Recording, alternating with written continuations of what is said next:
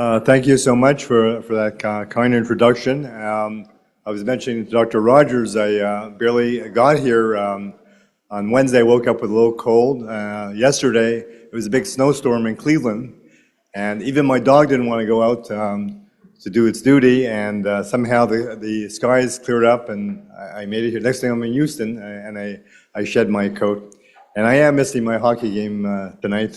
My team needs me, but I think Houston needs me more. So it's my pleasure talking about this topic. I was just reminiscing. I was here maybe 15, 20 years ago talking about the left atrial appendage, a T-guided cardioversion.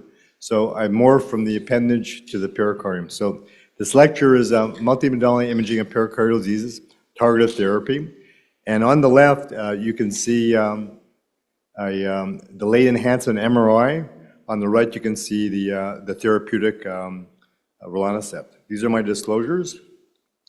For the fellows in the audience, I should like to say that if it gets cold in Houston, you can always come to sunny Florida. We do our 27th annual Structural Valve Imaging Summit, so come join us in Florida. So in the next 40 minutes, I'd like to give a general overview of the topic. Pericardial disease is an old disease, and it's sort of making a new renaissance. So I'll give a general introduction, talk about the pathology, what clinical syndromes affect the pericardium, what's the role of multimodality imaging, and show some cases, and end up with what we call imaging-guided therapy. So when you made it big, you go on TV. So I was very fortunate to be on PBS and MSNBC. I was even on Netflix. I made a cameo on Netflix. One of the hockey players got pericarditis, and I'm involved with Don Staley, who had pericarditis, and a little bit more about Don Staley a little bit later. So it all started with Rhapsody. So what do you mean by Rhapsody? Is this Bohemian Rhapsody? Is this a Queen concert? Is this a Freddie Mercury concert? So this is the Rhapsody trial that got this going.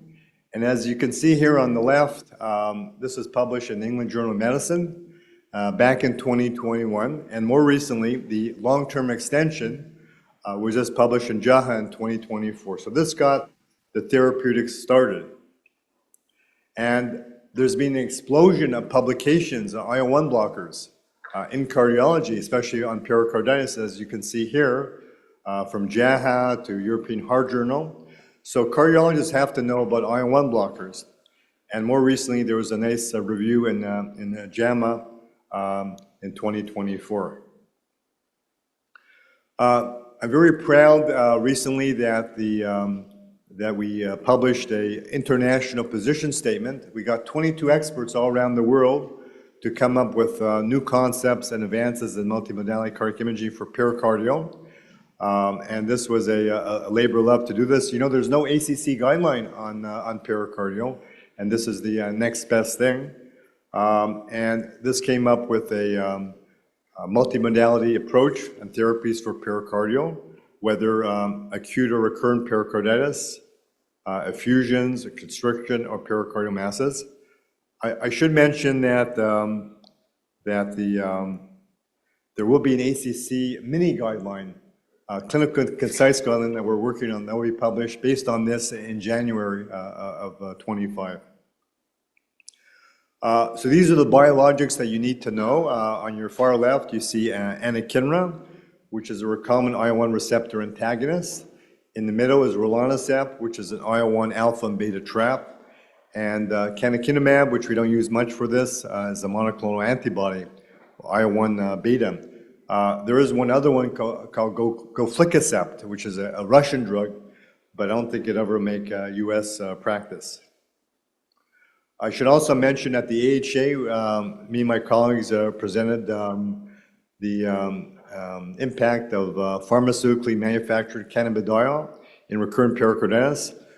We were going to call this the HAPPY trial, but we changed the name to the MAVERICK trial, and a little bit more about this a little bit later. So this is a newer approach to treating pericarditis. Now let's turn to the pericardium. So in this graphic, you can see the sac around the heart, enveloping the heart, and there's many diseases that can affect the heart. And one in particular, one way to look at this is what we use imaging-guided therapy. It almost sounds like in heart failure, goal-directed medical therapy, but how we use the imaging to diagnose and guide the therapy. So when you have somebody that comes to Houston and has pericarditis, just say they had an ablation, pick on EP today, ablation, and you decide whether there's ongoing inflammation or constrictive physiology, and what disease do they have? Acute pericarditis, recurrent, chronic, or burnt out? And where are they on with their constriction? Do they have transient, subacute, chronic, or calcific? And in between you have the advanced imaging, whether they have edema or delayed enhancement, as shown over here, and what happens over the time, and then what type of therapy. So that's how we envision these patients when they come through. Are you burnt out? Do you need surgery? Or you can treat this with anti-inflammatories. So here's, those of you who do advanced imaging, here's a picture of an MRI. MRI really has revolutionized how we look at this. Now, for the first time, we can actually see the inflammation. On your far left, you have somebody with edema, and on the far right, you can see LG. So from this one picture, you can predict how long it's going to take, how long to get remission, the likelihood of going on biologics. And this is a 70-year-old boy with rip-roaring recurrent pericarditis. So we estimate at least 3 to 5 years of active therapy, and that's it bears out fruitfully with this. But you can see the quality of the MRI. Not every MRI looks like this, and this is quite striking. There's a lot of clinicians in the audience, so you have to always examine the patient. So here's an example of 2 patients that we saw in Cleveland. This is a gentleman from Mexico City that picked up a virus when he was visiting New York City, and he had a transient constriction, inflammatory constriction after a virus. And the guy on the far right had a SVT ablation gone bad. This guy told me that he saw every electrophysiologist in upstate New York, and they were giving him just Lasix, and nobody looked at the JVD. And that was the clue that he has constrictive pericarditis. The guy on the right was treated with anti-inflammatories, never needed surgery, and the guy on the right was too far advanced and needed a radical pericardiectomy. So do take a good history and do examine the patients, very important. So at Cleveland Clinic, similar to valve centers of excellence or AFib centers of excellence, we have a pericardial center of excellence where patients come for 1 to 2 days, and they can see the cardiologist, see different subspecialty rheumatology, get analysis of fluids or blood, get advanced imaging. If there's research projects, get them involved. Have a cath if you want to do hemodynamic measurements, and even see the surgeon. So we have one-stop shopping for these type patients. And a lot of our patients are from social media. We get them from Facebook. There's 8,000 patients on one of these pages that talk about their pericarditis. And also there's a foundation called the Pericarditis Alliance, similar to like a myocarditis alliance that sends patients as well. So this is the model that we are using to see these patients. Okay, now let's turn to the pathology. I know you're eating your lunch. So here's a gross specimen of the thin membrane pericardium. You can see there's a lot of fat around the pericardium, and when you open the layer, there's fat on the inside. So it's almost like an onion. So here's the different layers of the pericardium.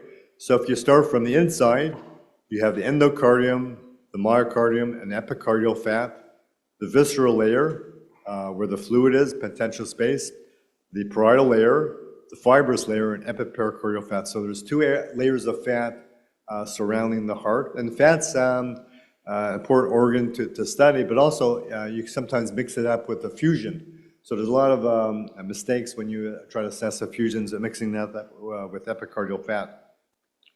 So here's some of the pathology. So if you have a fibrinous, if you have uremia, you get a fibrinous pericarditis. If you bleed into the fibrin, it's neoplastic. and here's from radiation. So the first two, very interesting, that's where the gadolinium, the LG that you see on an MRI. On C, you don't see any gadolinium. So these are the ones that the gadolinium lights up. We had one of our fellows ask the question on why do you get the LG? And we did pathology on the pericardiectomy specimens, and basically you grow new blood vessels. So this is like what you call neovascularization on a CD34 stain. The pericardium is relatively avascular. So when you do your ablation, you get bleeding into the pericardium, you get irritation, and you get some increased vascularity. That's why the gadolinium gets into the pericardial space. And as you go down the ladder, there's less gadolinium and more organized fibrous pericardium. So this is the basis why we look at LG. Okay, for syndrome. So in this space, it's quite easy. You have 6 different possibilities. You have acute and recurrent pericarditis, which I'll mainly talk about today. Effusion tamponade, you can see here. Even a fellow could tap this, right? Even a fellow could tap this one. You have constriction and effusive constriction. Masses, here's a lymphoma around the heart, and congenital absence of the pericardium. So 6 possibilities, and then we're going to focus mainly on acute and recurrent pericarditis. Definitions are important, and as I was sitting here before, I saw a lot of the clinical trials. So a lot of the clinical trials based on definitions. So acute means that you have a viral illness, for example, like 4 to 6 weeks, and for the next 3 months, it's nonstop. That would be incessant, or it gets better and gets worse after 4 to 6 weeks. That's called recurrent and chronic. So most of the trials are looking at recurrent pericarditis.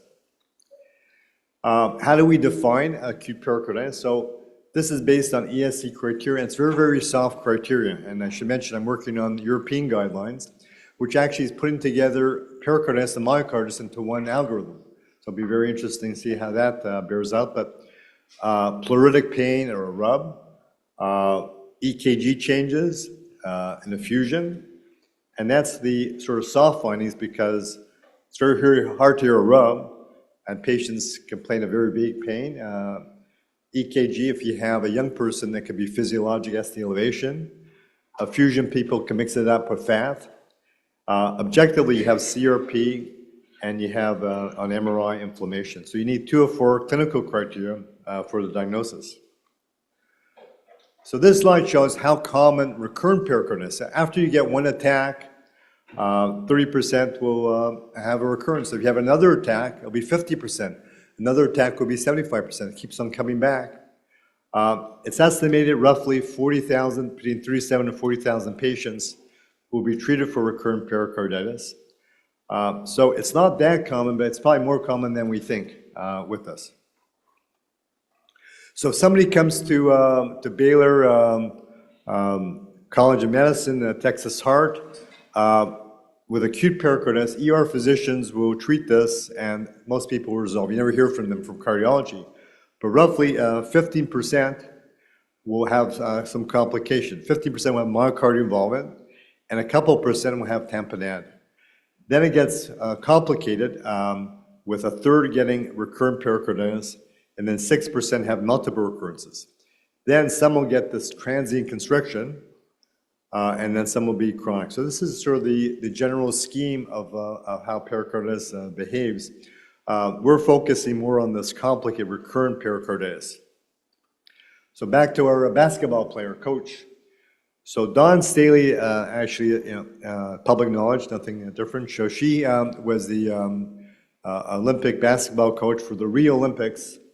And I should mention she had pericarditis from Rio, but those of you who follow basketball, she's the only player to be the Naismith player in the Hall of Fame as a coach and a player. So it's one of the, for men or women. So she's so she came to Cleveland with this very bad recurrent pericarditis. We cured her, but she was on biologics, and it took her 4 or 5 years to get better. But I used to tell her, I see you on TV. You got to sit down, calm down, because it's going to come back. And a little bit more about Dawn Staley a little bit later. So a player like that or a patient like that, who's going to get this complicated disease? So you go to the ER and they give you steroids and they take it away. That's a bad thing. or you don't give colchicine, that's a bad thing, or you're not responding to the traditional NSAIDs, or your CRP is so high that this is a bad case. So these are some risk factors for getting a complicated disease.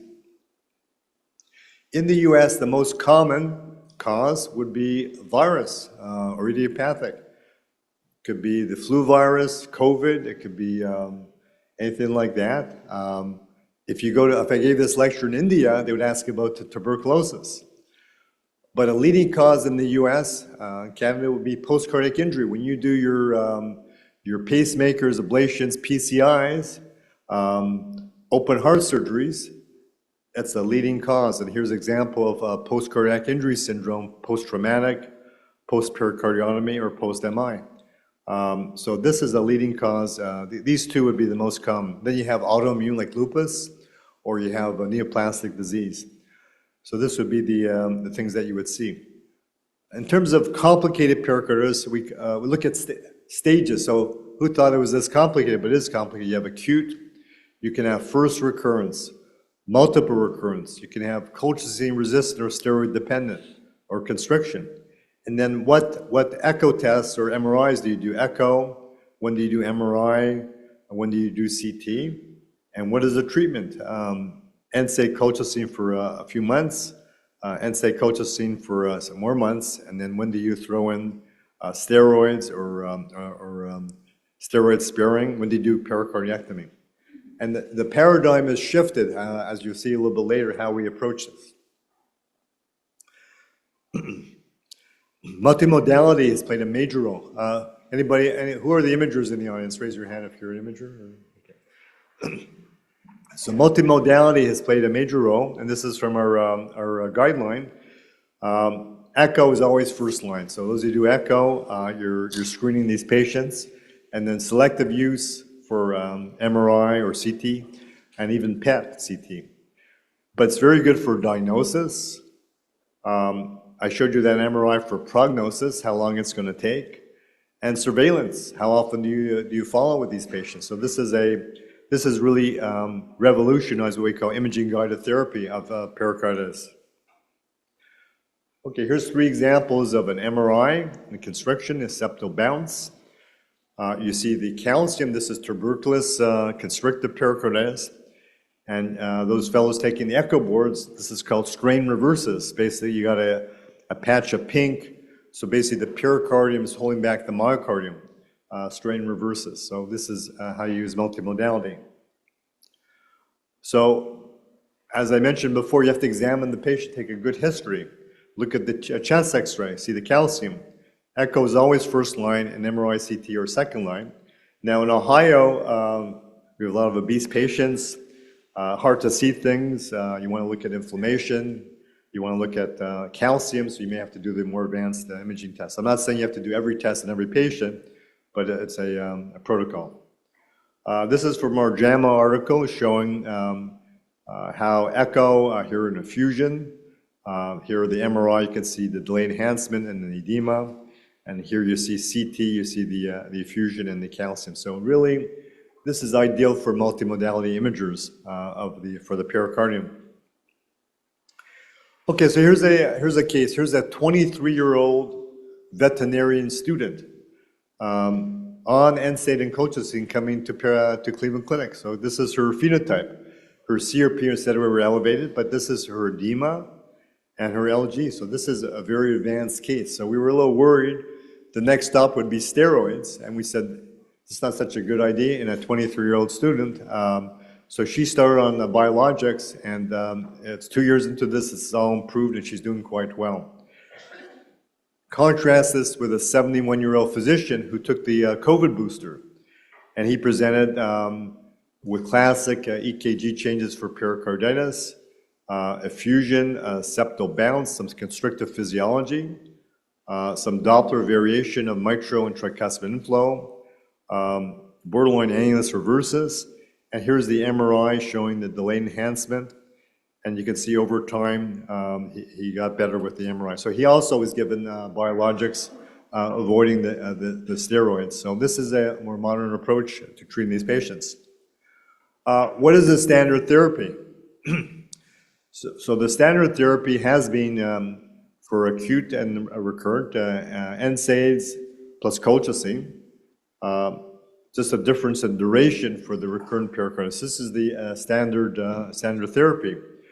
And this is the ESC guideline showing that for the say for recurrent, first line would be the NSAID colchicine.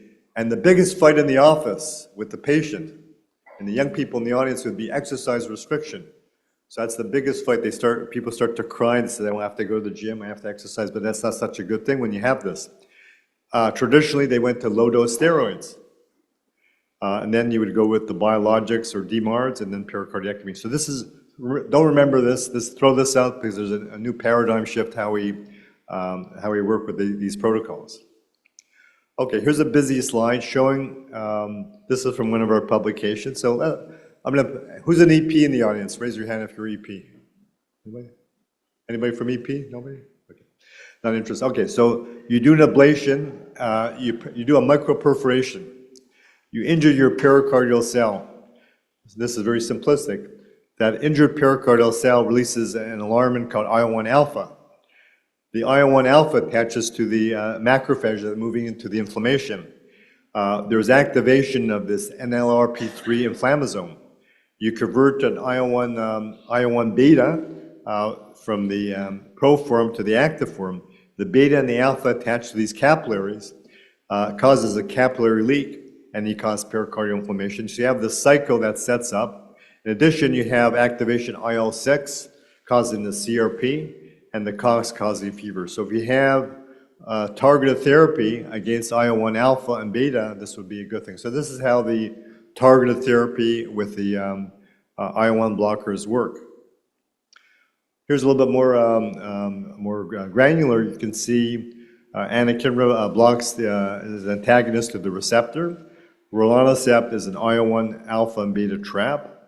The colchicine affects the microtubules and the inflammasome.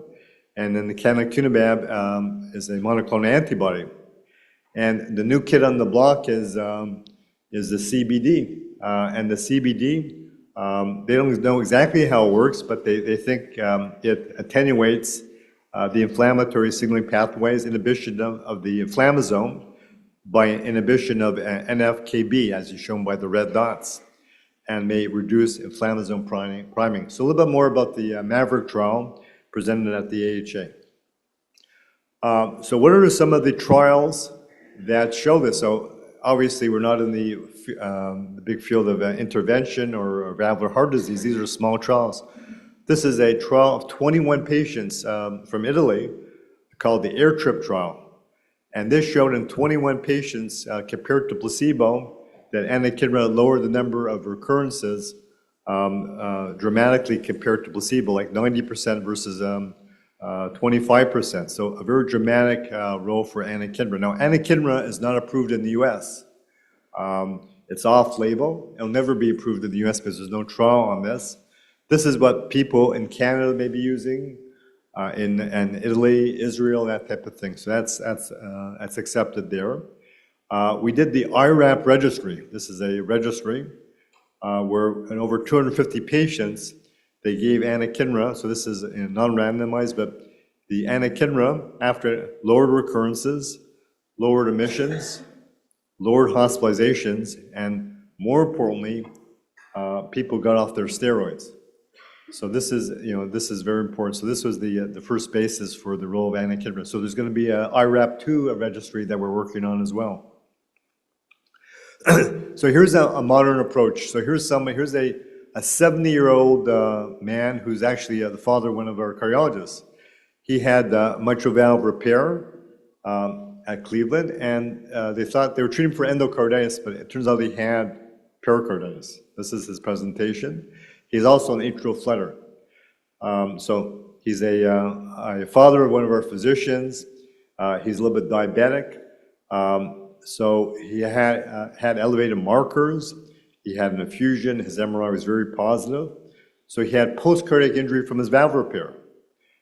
So we decided to admit him to the hospital, avoid the steroids. I think he was on some steroids as well. Give him anakinra, short-acting like an insulin, and convert him to rilonacept. and that's what we did. So here's his phenotype. The MRI is very positive, the effusion, the constrictive physiology, and then with follow-up, you can see everything is getting better, and he's doing quite well. He's on it for 2.5 years now. So just to show you, those of you who get into this field, look at the timeline. Admission, he's on sort of colchicine ibuprofen. I think they started low prednisone, given anakinra, and then transitioning to rilonacept, and then gradually you wean off your other drugs, and then you're on monotherapy rilonacept. And quite dramatically, he's done very, very well. So this is the time course. Okay, now with rilonacept, what is rilonacept? It's basically, as shown on this slide, it's a dimeric fusion protein with human IL-1 receptor and IL-1 receptor accessory protein linked to an FC portion of human IgG. So basically, it's a pocket binder of IL-1 alpha and beta. It's been around for years to treat CAP syndrome, so it's not a new drug. This was the Rhapsody trial, so it was a trial, a phase 3 trial. Is after our pilot study. So basically, the hypothesis was that the rilonacept IL-1 beta trap resolves the active episodes and decreases recurrence. So we took patients that were with active multiple recurrences on many meds, and we looked at their time to pericarditis recurrence, this was the pre-specified clinical response. And we had different phases. We had a run-in phase. If you responded to the rilonacept and weaned off your other medicine, then you're randomized to placebo or the drug. And it was an event-driven trial, and then we did a long-term extension. So dramatically, the rilonacept treated the acute episode, but also dramatically reduced the risk of pericarditis recurrence in 61 patients. So 6% had a recurrence with rilonacept, and 74% versus placebo. But look at that risk reduction. When you do clinical trials, you may have like a 15% risk reduction. This is 96% risk reduction. The hazard ratio of 0.4. So, but the most important thing, you got off your steroids. This is the most important thing. So this led to the FDA approval of the drug in 2021. And then we looked at the long-term extension. So what happens over time? So this is beyond 18 months. So patients were given the choice of either continuing rilonacept versus stopping it. Unfortunately, the ones who stopped it, it came back as 75% versus 3%. So suggesting that this is a long-term disease, and you have to often go back on rilonacept or do some other things. So it's no different than diabetes or hypertension. You can't just stop the drug. Or like lupus, you can't just stop the drug. This is a long-term chronic disease, and we're trying to figure out ways to get you off the rilonacept. So here's another case with rilonacept. Here's somebody from Chicago that has chronic recurrent pericarditis, but stuck on prednisone for 4 years. And look at the symptoms: weight gain, buffalo hump, memory loss, mood swings. So here's his phenotype. So basically, he has a little bit of septal balance, delayed enhancement, and he had steroid-dependent colchicine-resistant pericarditis. He was started on rilonacept, and he was able to wean off his other meds. And look at the baseline versus the follow-up. Very dramatic improvement. However, we stopped it, and he recurred 12 weeks later.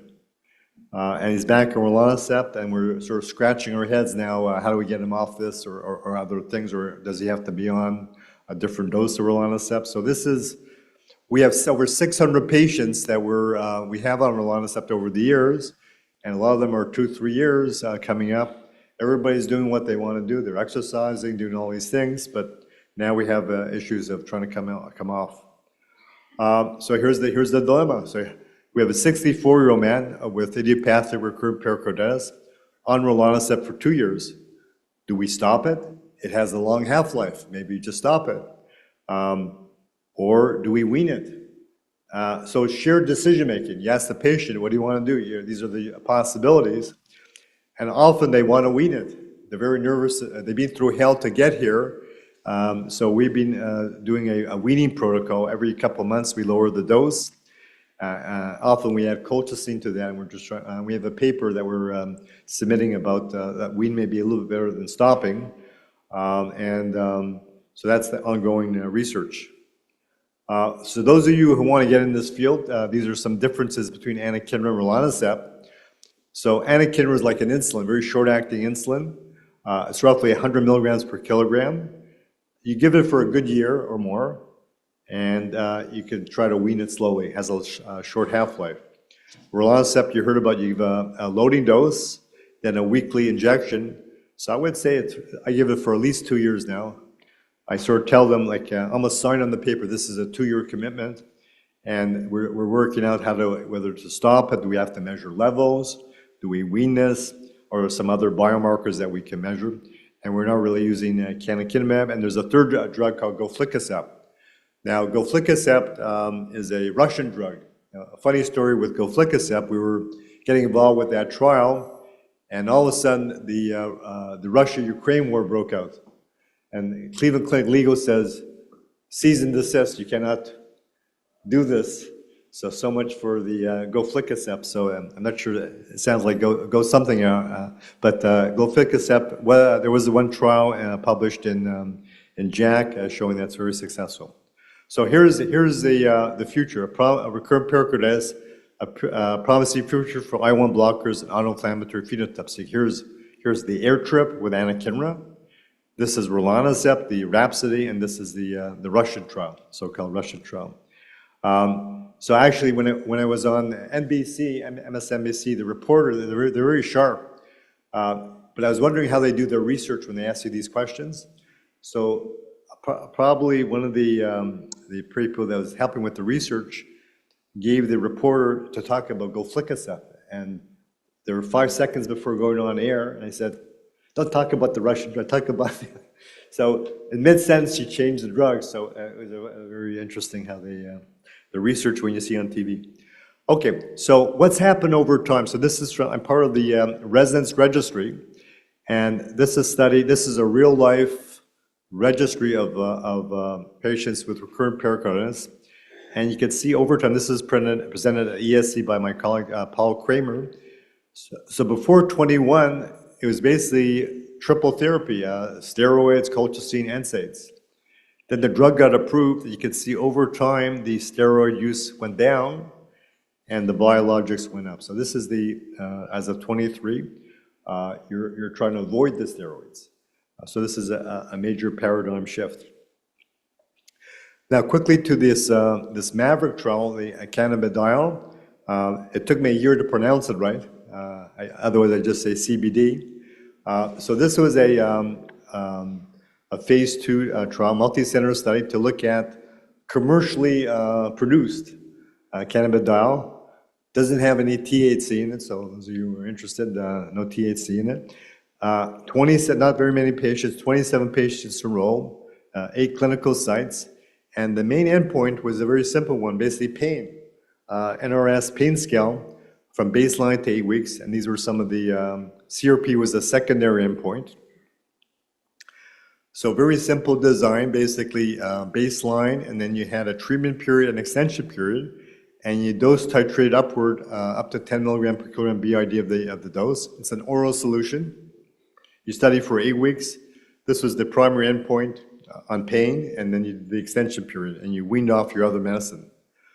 So preliminary, this was the things that were presented. So you can see that the pain scale went down quite dramatically from 5.8 to 2.1.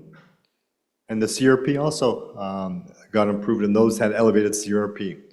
So this is the first evidence of a non-IL-1 blocker showing efficacy. Now, all these companies that have drugs that affect the inflammasome are very interested in RP as a model to study the mechanism of their drug. So often they don't know exactly how it's going to work, but this is a very good model. Okay, so here's another thing. I was talking to some of my colleagues here about patients that come with chest pain. So this person was on rilonacept coming to Cleveland Clinic, and we looked at the data. CRP was never elevated. Echo never shown in the fusion. This is the MRI. So I'm scratching my head. So this is a phenomenon. This is what we call fake pericarditis. A third of the patients that we see in the COVID era don't have pericarditis. They got chest pain, but we can't find anything. And if you look very carefully, perhaps they have long COVID or some other things, musculoskeletal pain, but this is a big issue. And I had two clinics yesterday, and two patients yesterday, and one was on rilonacept and not getting better, and turns out I don't think she had long COVID. And the other one, the MRI is very, very good negative predictor value. Something that looks like this, and it has a signal. It's not going to get better stays there for years. So if it's negative, I don't think they ever had it. So I tone it down now. I used to say, you don't have pericarditis. And they used to put your name on Facebook, and they put a black star. So now I say, at this moment, we don't see much, and maybe we'll just follow and see how this goes.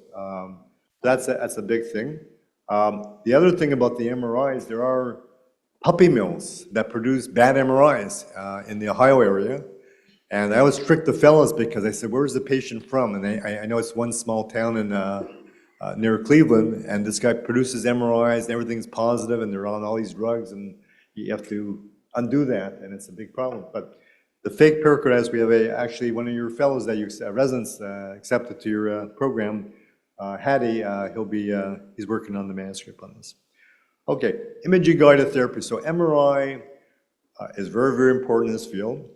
You can see staging pericarditis. Here's active inflammation, the edema, the LGE, and the bottom is, you missed the boat, burnt out, constricted pericarditis, no LG. So the one on top you can treat with anti-inflammatories. The one on the bottom, call the surgeon. So what's the evidence about LG aside from anecdotes? So you can see how we grade the LG, mild, moderate, severe, based on the circumference of it and the thickness and what percent of the circumference. We have a grading system. So in our study, Rhapsody, in the placebo arm, we looked at the patients that had trace or mild LG at baseline versus those who are more severe. And if you have LG, you're more likely to recur roughly in 4 weeks versus 10 weeks. This is the placebo arm. So this really tells us that it's a good biomarker. However, in our long-term extension, only in 13 patients, we found that people got better and the MRI got better. However, the MRI being negative at the end didn't tell us whether you're going to recur or not. So it's a very small number. Personally, I think that the baseline is probably more important how you end up, but this works in progress with MRI. Just to show you how long it takes. So here's a patient that I see, and they look like this. I tell them, I don't scare them, but I say it's going to be more than a year, but look, this took 5 years. Look at the MRI over 5 years, gradually dissipate. Look at all the meds that they were on. They were on triple therapy, then anakinra, then rilonacept. So this is a long-term chronic disease. It also shows how you can use some of the advanced imaging to guide the therapy for this. If that doesn't work, if you went to the Mayo Clinic and you see somebody with pericarditis, the cardiologist walks in and the surgeon walks in. The cardiologist pitches the biologics and the surgeon pitches the pericardiectomy. The surgeon says it's going to recur, so might as well do the surgery. So we offer that as well, I'm sure, here in Houston. So here's one of my colleagues doing a pericardiectomy. It does work quite well. We do roughly 2 a month for people, let's say a couple years worth of pericarditis, trouble weaning, they're fed up with the meds, and pericardiectomy is definitely a good solution, and most people get better. But it is a sternotomy. It's a cardiopulmonary bypass. You have to make sure you don't cut the phrenic nerves, so you don't get diaphragmatic paralysis, but it's so radical. You don't just do an anterior pericardiectomy. You actually have to lift up the heart, and you can see here at the back in the beginning how you're sort of like peeling an onion or you're scraping off. You don't do this when you're inflamed. That's a no-no. We tell our cardiac surgeons, if you have that LG around the heart, calm it down, and then eventually, if it's not getting better, do the surgery. If you do that surgery when they're inflamed, you're going to cut the LAD. You're going to not do good things. Last thing I want to cover also is about there's a risk score. So some of my residents and fellows developed a risk score, actually using machine learning to come up with which variables. And this was published in JACC recently. And as I was reading the galleys, I noticed that they called the risk score, they called it the Klein risk score. They never asked my permission, but there's a Klein risk score, like Chad's VASC and Chad's, now there's a Klein risk score. So where you can put some of the variables and you can come up with a score. So any fellow resident works with me, I say, what's the score? And you sort of, so the higher the score, it's less likely for clinical remission, so high risk. It's a remission rate less than 10%, low risk would be greater than 80%. But things like autoimmune is a bad thing. Even the heart rate, even the ejection fraction is a bad thing, higher. LG is obviously a bad thing for this. So risk stratification of recurrent pericarditis is a hype or hope. So I think in time you're going to see this with machine learning, you're going to come up with different scores for this. So what's the take-home message? So this is from our guidelines. So this is the new paradigm shift. So you're on the initial therapy, and then you're deciding whether you respond. If you respond, that's good. You can start tapering your meds. But if you don't respond, you ask, is there an inflammatory phenotype? What do I mean by that? A CRP, an LG, that type of thing. If you have inflammation, then you bypass steroids, avoid steroids, say no to steroids, and you go with the biologics. Rilonacept is the FDA-approved one, anakinra is the off-label one. This is the Russian drug. If that's not working, you consider steroids. Now, on the other hand, if you have somebody who's not inflamed and you know it's pericarditis, they've had a fusion, you tapped it, then you don't know exactly what to do. You can add steroids empirically or even consider an IL-1 agent. If that doesn't work, you call your surgeon and consider radical pericardiectomy. So this would be at high volume centers. I'm sure at Texas Heart or Mayo Clinic or Cleveland Clinic. So people can opt for the radical pericardiectomy. So in summary, it's a great pleasure in presenting here. As I said, I presented here maybe 15, 20 years ago about the appendage. Now I've morphed to the pericardium. So now we have the imaging down pat. We have echo, we have CT, we have MRI to guide the therapy. Now we have the therapeutics, and that's just developing. This is just the tip of the iceberg. Here, for example, IL-1 blockers. Now we know long-term what happens to these people. And perhaps it's time to recognize the paradigm shift in imaging and therapeutics. So it takes a village to do this. This is my group of residents, fellows, surgeons, cardiologists, all helping with this. We're the king of JACC case reports because these type of cases are so unusual, very easy to get an interesting case. So this is our team. And once again, I want to thank my colleagues for covering for me while I'm here. So back to Don Staley. So Don Staley comes once or twice a year to Cleveland Clinic.